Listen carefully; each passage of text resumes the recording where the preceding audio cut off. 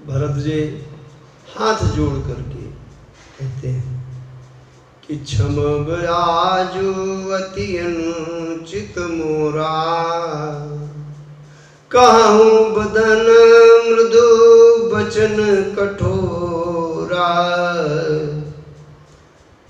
मेरी अनुचित बात को क्षमा कीजिएगा, मैं छोटे मुंह से बड़ी बात बोल रहा हूं।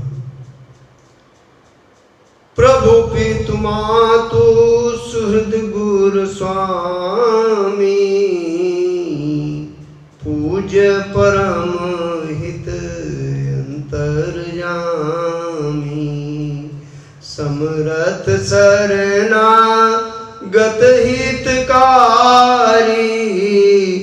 गुण गाह गुयव गुण अघारी। हे भैया, आप गुण के ग्राहक मतलब गुणों का आदर करने वाले और अवगुणों तथा पापों को हरने वाले।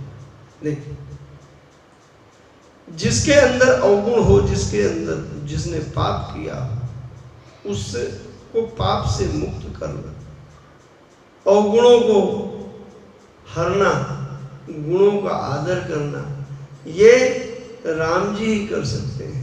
ये भरत जी कह रहे हैं।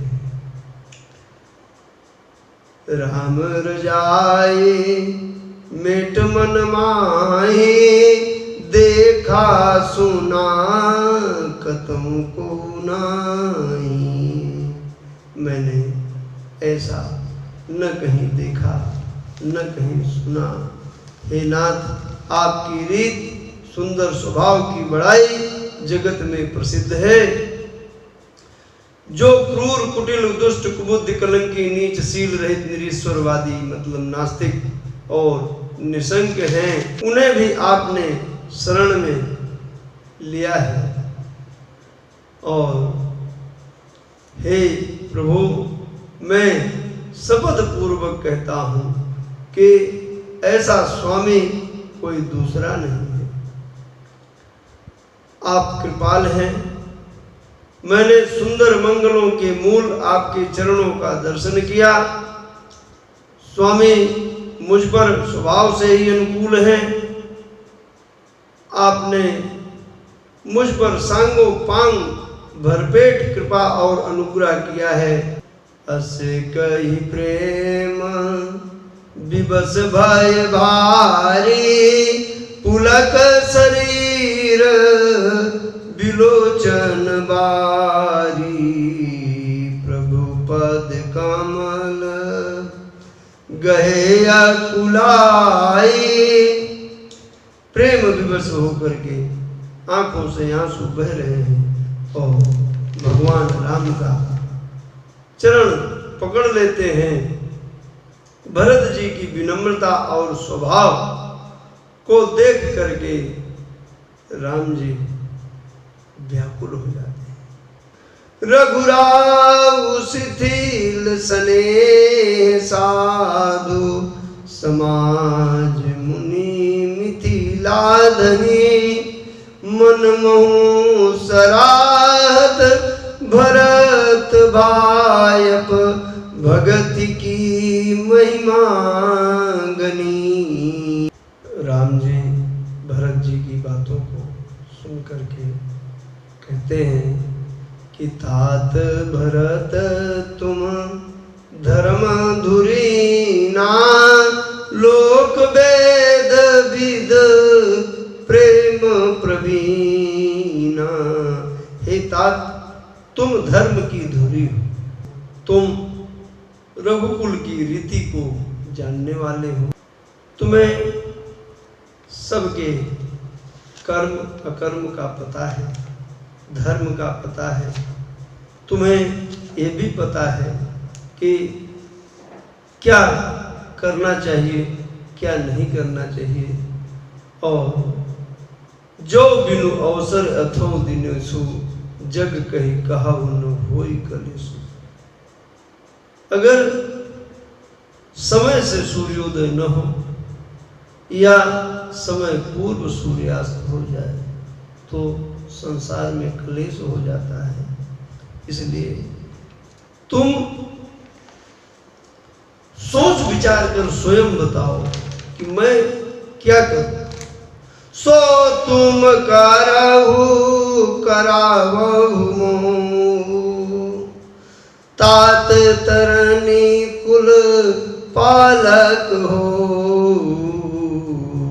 सो तुम करहु, तुम वो करो और मुझसे भी वो करवाओ। तुम सूर्य कुल के पालक बनो। तुम को कोमल जानकर भी मैं कठोर बात कह रहा हूं। मतलब मैं अपना और तुम्हारा वियोग होने की बात कह रहा हूं। भरत जी को परम संतोष होता है। भरत जी राम जी की परछाई, सब समझ जाते हैं कि अब क्या होने वाला है। तब भरत जी कहते हैं कि देव देव अभिषेक हित गुर अनुशासन पाए। आनु सब तीरथ सलिलु तेहि कहाँ कारज। मैंने गुरु जी की आज्ञा से आपके राज्याभिषेक के लिए सारी सामग्री एकत्रित की थी, सभी तीर्थों के जल एकत्रित किए थे। अब उन तीर्थ के जलों के लिए क्या आज्ञा है। अत्रि ऋषि कहते हैं कि इस जल को आप इसी स्थान के नजदीक एक कूप है, सुंदर कुआं है, उसी में आप डाल दें। भरत अत्रि अनुशासन पाई जल भाजन सब दिए चलाई। सभी जल के पात्र को वहां पर उस कुएं के पास ले जाते हैं और वह जल उसमें डाल दिया जाता है। भरत कूप अब कहीं लोगा अति पावन तीर्थ जल जोगा। वहां पर भरत कूप अत्यंत पावन स्थल, उसी के बाद प्रसिद्ध हुआ है वो कुआं। भरत जी अपने लोगों के साथ स्थान स्थान पर जाते हैं, कामतानाथ की परिक्रमा करते हैं, सभी तीर्थ स्थान देखते हैं, 5 दिन वहाँ पर रहते हैं और उसके बाद सभी लोग एक दिन बैठते हैं और भरत जी अपने भैया से कह रहे हैं कि भैया मैं ऐसा क्या करूं, कोई उपाय हमको बताइए जिससे मैं आपके चरण का दर्शन हमेशा करता हूं। तब प्रभु अत्यंत प्रसन्न होकर के, प्रेम विवश होकर के, प्रभु करी कृपा पावरी दीनी सादर भरत शीस धरि लीनी। सादर भरत, प्रभु ने अपनी चरण पादुका दी है, भरत जी ने उसे अपने सिर पर रख लिया है। मैंने पहले प्रश्न उठाया था कि राम जी तो नंगे पैर गए थे, खड़ाऊं कहां से आ गई। ये मेरा अपना शोध है कि भरत जी जब राज्याभिषेक के लिए सारा सामान ले गए थे तो साथ में खड़ाऊं भी लेकर के गए होंगे, क्योंकि जब अयोध्या से राम जी, लक्ष्मण जी, सीता जी वन को चले हैं तो वहीं से उन्होंने तपस्वी वस्त्र धारण किया है।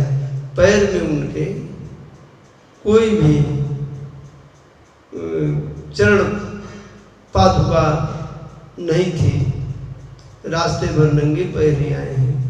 यहाँ पर ये मेरा अपना मत है, विद्वान लोग हो सकता है कुछ और बताएं और इसका खंडन भी करें, लेकिन जहाँ तक मैं समझ रहा हूँ कि भरत जी राज्याभिषेक के सामान के साथ में चरण पादुका भी ले आए होंगे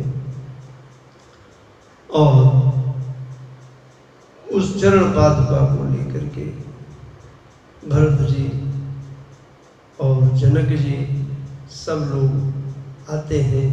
पहले दिन यमुना नदी पार करते हैं, दूसरे दिन गंगा नदी पार करते हैं, सई नदी पार करते हैं, गोमती नदी पार करते हैं और वहाँ पर भरत जी के साथ कुछ दिन जनक जी रहते हैं। जनक जी भी चले जाते हैं। गुरुदेव को और शत्रुघ्न को माताओं एवं राज्य का भार सौंप करके हमारे भरत जी नंदीग्राम में कुटिया बना करके उसी प्रकार रहते हैं जैसे राम जी चित्रकूट में रह रहे हैं।